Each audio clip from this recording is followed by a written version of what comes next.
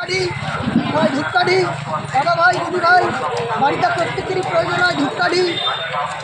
ধূপকাঠি বাড়িতে সকাল সন্ধ্যা প্রত্যেকেরই প্রয়োজন হয় ধূপকাঠি।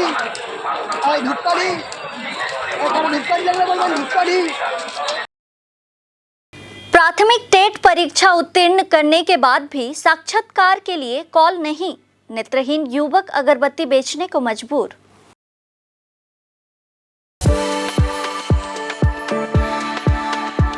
We are the dreamers, the achievers, and the leaders. Come, join us today.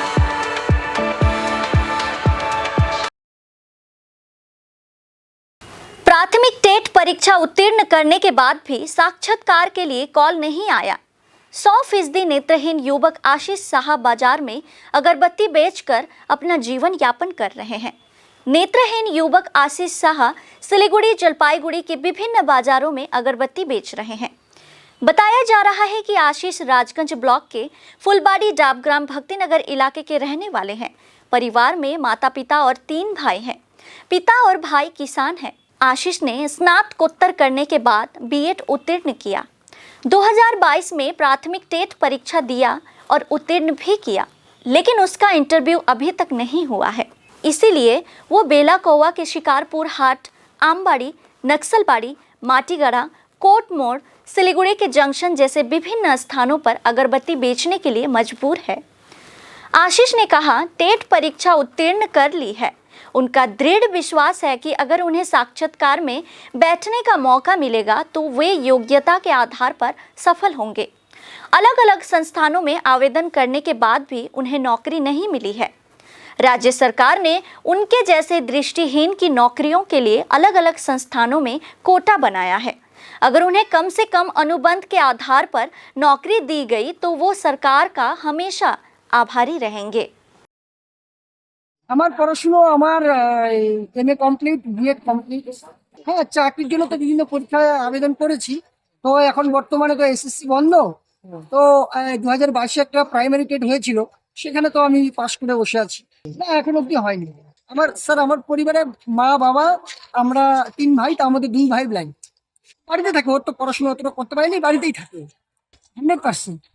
সরকারি তো 1000 টাকা পাই, কিন্তু তাও পুরো মাসে মাসে পাই না, হয়তো 2 মাস পর 3 মাস পর এরকম করে পাই। হ্যাঁ, এই দিয়ে কি করবো, কিন্তু এখন কিছু না হওয়াতে পেটের দায়ে চলতে হচ্ছে, এখন করতে হচ্ছে এটাই। হ্যাঁ, প্রতি জায়গায় হাটে, আমবাড়ি যাই, নকশালবাড়ি, ভেলাকোপা, এখানেও আসি, হাটে যাই, মাটি যারা না চললেও। যেমন আজকে এসছি, আজকে তো তেমন বিক্রি হয়নি। এখন যে হিসাবে এসছি, আজকে ভাড়ার টাকাটা উঠবে কিনা সন্দেহ আছে, এমন পরিস্থিতি। এখন চাইছি যে এটা করে তো চলি। এখন যদি এখন বিভিন্ন পরীক্ষা টরীক্ষা দেই, যদি একটা কিছু হয়, যেহেতু পরিবারে 2 ভাই ব্লাইন্ড, মা বাবারও বয়স হয়ে গেছে, একটা কিছু কাজবাজ, ভালো কিছু কাজবাজ হলে ভালোভাবে চলতে পারো। যেহেতু 2 ভাই ব্লাইন্ড, ওই ভাইকেও আমাকেই দেখতে হবে।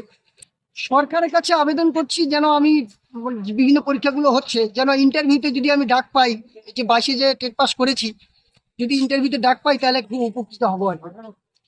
এত দূর আসি আমি, আজকে তো বাসে গাড়িতে এসছি, প্রায় যাওয়া আসা মোটামুটি 110-20 টাকা ভাড়াই পড়ে যায়। ছোট গাড়িগুলো আসলে স্টেট বাসে তো ফ্রি, কিন্তু এদিকে তো স্টেট পাওয়া যায় না, ওই জন্য ছোট গাড়িগুলোতেই আসতে হয়।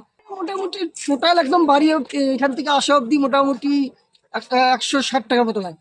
হাটে তো বিক্রি হয় মোটামুটি কোনোদিন তো 4 ডজন 5 ডজন হয়, তবে আজকে যে কতটা হবে সন্দেহ আছে। ডজন 360 টাকা ডজন। বাড়িতে কোনো সময় বানাই, কিন্তু আপাতত কিনে আনছি। হ্যাঁ, আমার লাভের পরিমাণ অনেক কম, এই একটাতে প্রায় ওই কত 5-6 টাকা এরকম থাকে। যদি কারো ধূপকাঠি লাগে বলবেন, বাড়িতে সকাল সন্ধ্যা প্রয়োজন হয়। ধূপকাঠি, ধূপকাঠি, ধূপকাঠি, ধূপকাঠি, ধূপকাঠি, ধূপকাঠি, ধূপকাঠি।